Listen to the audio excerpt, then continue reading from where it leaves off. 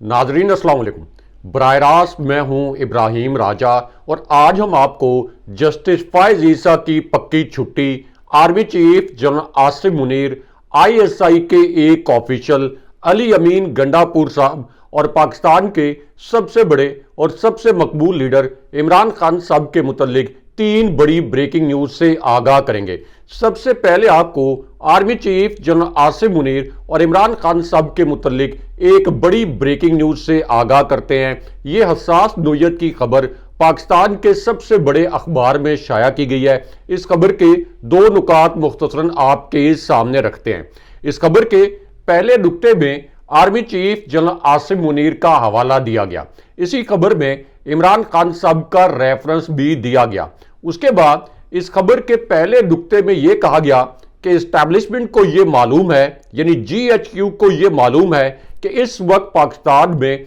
इमरान खान साहब सबसे मकबूल लीडर हैं। GHQ को यह भी मालूम है कि इस वक्त PTI पाकिस्तान की सबसे मकबूल जमात है, यानी एस्टैब्लिशमेंट के लेवल पर और GHQ के लेवल पर यह एतराफ और यह एक्नॉलेजमेंट मौजूद है कि PTI मकबूल तरीन जमात है और इमरान खान साहब मकबूल तरीन लीडर हैं। उसके बाद इसी खबर में एस्टैब्लिशमेंट का एक पैगाम इमरान खान साहब तक पहुंचाया गया और ये एक पैगाम पाकिस्तान की पूरी सियासत को मुकम्मल तौर पर उलट कर रख सकता है और इस एक पैगाम के नतीजे में इमरान खान साहब दोबारा प्राइम मिनिस्टर बन सकते हैं। PTI का मैंडेट जो 8 फरवरी 2024 को लूटा गया, ये मैंडेट भी वापस आ सकता है। लेकिन इस खबर में और इस पैगाम में यह बताया गया कि इमरान खान साहब कौन से 3 ऐसे काम करें तो वो दोबारा वज़ीर-ए-आज़म बन सकते हैं और उनका मैंडेट वापस मिल सकता है। ये तीनों काम मुख्तसरन आपको बताते हैं कि असल में एस्टैब्लिशमेंट क्या चाहती है कि इमरान खान साहब क्या 3 काम करें। इस खबर में बताया गया कि इमरान खान साहब सबसे पहला काम यह करें कि वो फौजी एस्टैब्लिशमेंट की क़यादत, या आप ये कह लें कि फौजी क़यादत के खिलाफ अपना रवैया नरम कर लें। यानी इमरान खान साहब अडियाला जेल में जब मुख्तलिफ सहाफ़ियों से गुफ्तगू करते हैं तो वो याह्या खान पार्ट 2, जंगल के बादशाह और फर्दे वाहिद की लाकानूनियत जैसे अल्फाज ना इस्तेमाल करें। ऐसे अल्फाज मत इस्तेमाल करें कि याह्या खान ने भी पाकिस्तान को 2 अलग किया था, पाकिस्तान की सबसे बड़ी जमात के खिलाफ ऑपरेशन किया था और अब भी याह्या खान 2 की हुकूमत है। उसके बाद इसी खबर में यह भी कहा गया कि PTI की जो दीगर क़यादत है, खास तौर पर PTI की ऐसी क़यादत और सोशल मीडिया सेल जो कि इस वक्त बैरून मुल्क मौजूद है, ये भी एस्टैब्लिशमेंट की जो क़यादत है यानी फौजी क़यादत, इसके मुतल्लिक सख्त बयानबाजी ना करें और एस्टैब्लिशमेंट के मुतल्लिक अपना रवैया नरम कर लें। इमरान खान साहब भी और PTI की बैरून मुल्क जो बैठी क़यादत है ये भी, और PTI का सोशल मीडिया सेल भी। उसके बाद इस खबर में यह कहा गया कि अगर इमरान खान साहब ये 2 काम कर लें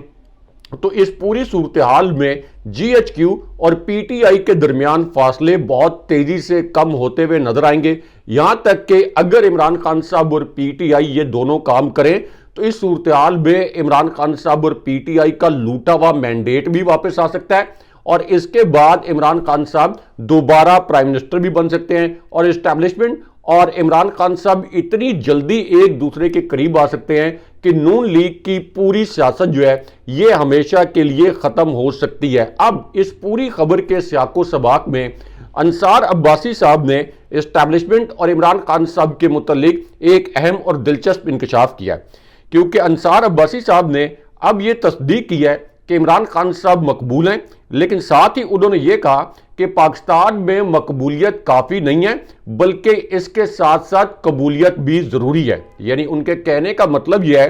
कि पाकिस्तान में किसी शख्स के वज़ीर-ए-आज़म बनने के लिए सिर्फ ये ज़रूरी नहीं है कि वो मकबूल हो, बल्कि ये भी ज़रूरी है कि इस्टैब्लिशमेंट को वो शख्स कबूल हो, इस्टैब्लिशमेंट की कबूलियत ज़रूरी है। और फिर उन्होंने कहा कि अगर PTI ये कबूलियत चाहती है, यानी PTI ये चाहती है कि इस्टैब्लिशमेंट PTI को कबूल कर ले, तो फिर PTI फौज से टक्कर ना ले। इसका मतलब यह है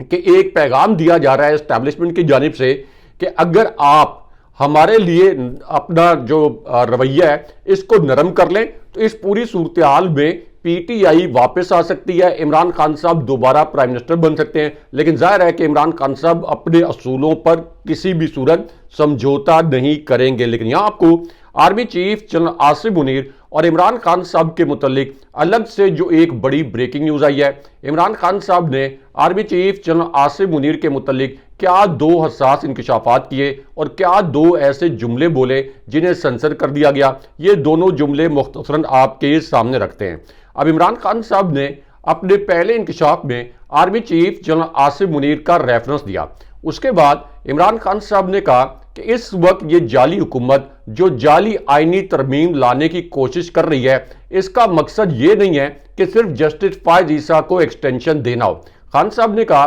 کہ اس کا مقصد یہ ہے کہ چیف الیکشن کمشنر کو بھی ایکسٹینشن دی جائے، کیونکہ جسٹس فائز عیسیٰ اور چیف الیکشن کمشنر اس وقت اسٹیبلشمنٹ کے ایجنٹ بنے ہوئے ہیں، اور ایک تیسرے تھرڈ امپائر کو بھی ایکسٹینشن دینا اس جعلی آئینی ترمیم کا مقصد ہے۔ اس کے بعد عمران خان صاحب نے یہ الفاظ استعمال کیے کہ گینگ آف تھری اس وقت اپنے ذاتی مفاد اور ایکسٹینشن کے لیے ملک کی اخلاقیات اور جمہوریت کو تباہ کر رہا ہے۔ اس کے علاوہ حمود الرحمان کمیشن کی رپورٹ کو پڑھا جائے تو اس میں یہ پتہ چلتا ہے کہ یحییٰ خان نے اپنے ذاتی اقتدار کو بڑھانے کے لیے اور اپنی طاقت قائم رکھنے کے لیے 50,000 پاکستانیوں کو مروا دیا تھا۔ لیکن اس کے بعد عمران خان صاحب نے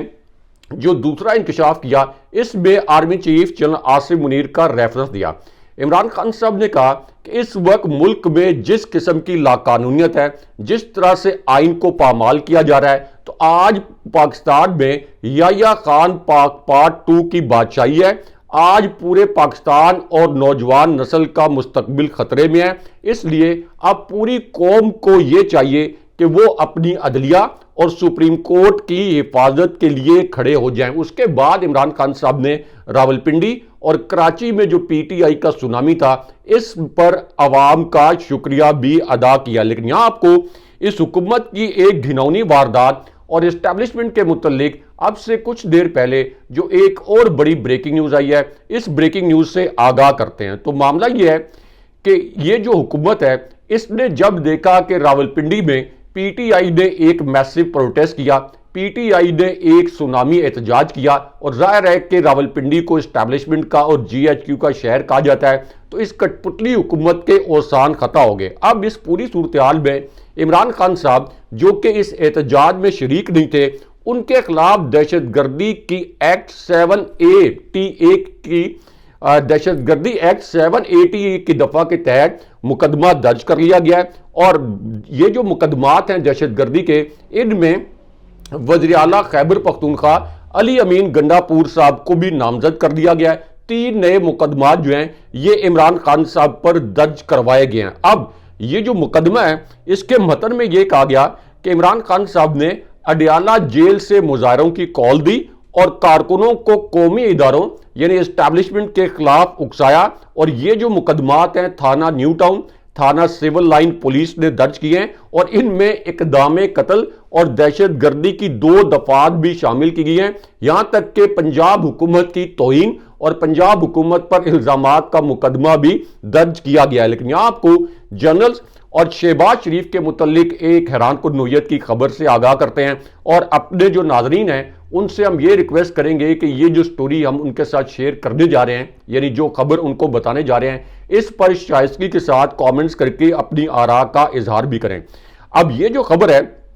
جو معروف صحافی زاہد گشخوری کی خبر ہے، انہوں نے اپنی رپورٹ میں یہ بتایا کہ اس وقت سویلین عہدوں پر تعینات فوجی افسران کی جو تعداد ہے، یہ مشرف دور سے بھی بڑھ گئی ہے۔ شہباز شریف کا جو دور ہے، اس میں 250 سے زائد حاضر سروس اور ریٹائرڈ فوجی افسران اس وقت مختلف محکموں اور اداروں میں سویلین اور اعلیٰ ملازمتوں پر فائز ہیں۔ یعنی اس وقت شہباز شریف کی حکومت جو ہے یہ عملی طور پر فوج چلا رہی ہے، اور سابق صدر پرویز مشرف کے دور میں بھی اتنے زیادہ فوجی افسران جو ہیں یہ سویلین عہدوں پر تعینات نہیں تھے۔ لیکن یہاں آپ کو اسٹیبلشمنٹ اور علی امین گنڈا پور صاحب کے متعلق ایک بڑی اور اہم نوعیت کی خبر سے آگاہ کرتے ہیں۔ اب یہ خبر ایک ایسی صورتحال میں آئی جب ایک طرف تو علی امین گنڈا پور صاحب جو پاکستان کے واحد منتخب وزیر اعلیٰ ہیں، کیونکہ مریم نواز منتخب وزیر اعلیٰ نہیں ہیں۔ فارم 45 کے مطابق وہ مہر شرافت سے اپنی نشست ہاری تھی۔ میں نے ان فارم 45 پر درج جو ووٹ ہیں خود بطور صحافی کیلکولیٹ کیے ہیں، اس لیے مریم نواز ایک جعلی وزیر اعلیٰ ہیں اور بلوچستان میں بھی ایک کٹ پتلی وزیر اعلیٰ کو مسلط کیا گیا، اور پیپلز پارٹی نے سندھ سے کیسے مینڈیٹ لیا یہ بھی سب کو پتا ہے۔ لیکن اس کے باوجود کہ علی امین گنڈاپور صاحب پاکستان کے واحد منتخب وزیر اعلیٰ ہیں، ان کے خلاف دہشت گردی کا مقدمہ درج کیا گیا۔ اس پوری صورتحال میں اب علی امین گنڈاپور صاحب نے اور ان کی حکومت نے ایک جوابی اعلان کیا ہے، اور وہ جوابی اعلان یہ ہے کہ جس طرح سے پی ٹی آئی کے کارکنوں پر براہ راست شیلنگ کی گئی، جس طرح سے فائرنگ کی گئی، تو اب پنجاب پولیس کے خلاف اور پنجاب حکومت کے لوگوں کے خلاف قانونی کارروائی کی جائے گی۔ لیکن یہاں پہ نواز شریف کے دوست شاہد خاقان عباسی کی ایک بڑے مزے کی ویڈیو وائرل ہوئی ہے۔ شاہد خاقان عباسی جنہوں نے نواز شریف کے لیے لانڈی جیل بھی کاٹی تھی، یعنی طیارہ سازش کیس میں، اب انہوں نے ایک بڑا دلچسپ سٹیٹمنٹ دیا ہے۔ شاہد خاقان عباسی نے اس ویڈیو میں اور اس سٹیٹمنٹ میں یہ کہا کہ بیرون ملک سے ایک شخصیت اسلام آباد آئی۔ جب یہ شخصیت اسلام آباد آئی تو اس نے دیکھا کہ ہر جگہ اسلام آباد میں کنٹینرز کھڑے ہوئے ہیں، تو اس شخصیت نے پوچھا کہ یہ جو کنٹینرز ہیں اسلام آباد میں کھڑے ہیں تو اسلام آباد میں بندرگاہ کس جگہ پہ ہے، کیونکہ کنٹینر جو ہیں یہ عموماً بندرگاہوں پر کھڑے ہوتے ہیں۔ تو شاہد خاقان عباسی صاحب نے اس بیرون ملک سے آئی شخصیت کو بتایا کہ اسلام آباد میں کوئی پورٹ یا کوئی بندرگاہ نہیں ہے، بندرگاہ تو کراچی میں ہے۔ لیکن شاہد خاقان عباسی نے کہا کہ اس وقت اسلام آباد کو خوف کی وجہ سے کنٹینرز کا شہر بنا دیا گیا، یعنی ریاست اور کٹ پتلی حکومت اپنے منہ پر کالک مل رہی ہے۔ لیکن یہاں آپ کو جسٹس فائز عیسیٰ کی پکی چھٹی کے متعلق جو ایک بہت بڑی اور اہم نوعیت کی بریکنگ نیوز آئی ہے، یہ خبر پاکستان کے سب سے بڑے نیوز چینل نے نشر کی ہے۔ اس خبر کے دو نکات مختصراً آپ کے سامنے رکھتے ہیں۔ اب اس خبر کے پہلے نکتے میں فوجی قیادت کا ریفرنس دیا گیا، اسی خبر میں عمران خان صاحب اور شہباز شریف کا حوالہ بھی دیا گیا۔ اس کے بعد اس خبر میں یہ بتایا گیا کہ اب فضل الرحمان نے یہ واضح کر دیا ہے اور یہ اعلان کیا ہے کہ یہ جو پارلیمنٹ ہے یہ ایک جعلی پارلیمنٹ ہے، اور اس جعلی پارلیمنٹ کے ذریعے کوئی بھی ترمیم اگر منظور کروائی گئی تو اس ترمیم کی کوئی قانونی حیثیت نہیں ہوگی۔ اور اس کے بعد جے یو آئی نے یہ اعلان کر دیا کہ کسی کی بھی جو ایکسٹینشن ہے یہ شخصیات پر مرکوز ہوگی، اس لیے ہم اس قسم کی ایکسٹینشنز کے حامی نہیں ہیں۔ لیکن اس کے بعد جسٹس فائز عیسیٰ کی ایک اور وجہ سے بھی پکی چھٹی کے متعلق ایک بڑی بریکنگ نیوز آ گئی، کیونکہ ایک طرف تو فضل الرحمان صاحب نے یہ کہہ دیا کہ اس جعلی آئینی ترمیم کے حق میں وہ ووٹ نہیں ڈالیں گے، لیکن حکومت نے اس کے اوپر ایک اور بڑی گھناؤنی واردات کر دی، اور وہ واردات یہ کی گئی کہ اب ایک ٹی وی پروگرام سے ایک کلپ وائرل ہوا ہے، اور یہ جو کلپ ہے یہ مسلم لیگ نون کے رہنما طارق فضل چودھری، جو کہ اسلام آباد سے قومی اسمبلی کی نشست ہارے، آدھی رات کو آپریشن کر کے ان کو زبردستی جتوایا گیا، جن کے پاس فارم 45 بھی موجود نہیں ہے، تو اب ان کی ویڈیو وائرل ہوئی ہے۔ انہوں نے کہا کہ فضل الرحمان اگر ہمارا ساتھ نہ بھی دیں تو ہم پلان بی پر عمل کرائیں گے اور فلور کراسنگ کے ذریعے آئینی ترمیم لائیں گے، یعنی پی ٹی آئی کے جو ارکان اسمبلی ہیں ان کو ہم توڑیں گے، ان پر دباؤ ڈالیں گے، ان کو اغوا کریں گے، اور پھر جسٹس فائز عیسیٰ جنہوں نے 30 سپٹمبر کو آرٹیکل 63A کے متعلق، یعنی اس میں ترمیم کے متعلق ایک سماعت کو، ایک کیس جو ہے اس کو سماعت کے لیے مقرر کیا ہوا ہے، تو وہ اس کٹ پتلی حکومت کی مدد کریں گے اور آئین کے آرٹیکل 63A میں ترمیم کر دیں گے۔ تو سوال یہ پیدا ہوتا ہے طارق فضل چودھری کو، ابھی تو یہ کیس سماعت کے لیے اس کی سماعت بھی شروع نہیں ہوئی، تو طارق فضل چودھری کو یہ خبر کہاں سے مل گئی کہ فلور کراسنگ کو جسٹس فائز عیسیٰ کا بینچ جائز قرار دے دے گا۔ لیکن اس کے بعد جسٹس فائز عیسیٰ کی رخصتی کے متعلق ایک اہم اور بڑی خبر آئی ہے۔ اب یہ خبر اس وقت آئی جب ایک طرف تو جسٹس فائز عیسیٰ نے سپریم کورٹ کو کور کرنے والے رپورٹرز کے متعلق یہ الفاظ بولے کہ یہ جو سپریم کورٹ کے رپورٹرز ہیں یہ اب کورٹ رپورٹنگ نہیں کرتے بلکہ یہ ڈالرز کے لیے رپورٹنگ کرتے ہیں۔ دوسری جانب سپریم کورٹ کے انہی رپورٹرز نے یہ کہا کہ اصل میں اس وقت جسٹس فائز عیسیٰ اسٹیبلشمنٹ کے ایک گھٹیا اور انتہائی مکار ایجنٹ بنے ہوئے ہیں، اور اب وہ اپنی لاقانونیت اور آئین شکنی پر مبنی جو فیصلے ہیں ان سے توجہ ہٹانے کے لیے صحافیوں کو نشانہ بنا رہے ہیں۔ اب اس پوری صورتحال میں ملک بھر کی جو ہائی کورٹس ہیں اور سپریم کورٹ کے جو جج صاحبان ہیں ان کے حوالے سے ایک بہت بڑی اور اہم نوعیت کی خبر آئی ہے۔ اس خبر میں یہ بتایا گیا کہ اب ملک بھر کے ہائی کورٹس اور سپریم کورٹ کے جج صاحبان کو 350 سے زائد وکلاء نے ایک کھلا خط لکھ دیا ہے، اور اس کھلے خط میں ان ججز کو کہا گیا ہے کہ اب اگر آپ نے نئی عدالت کا جج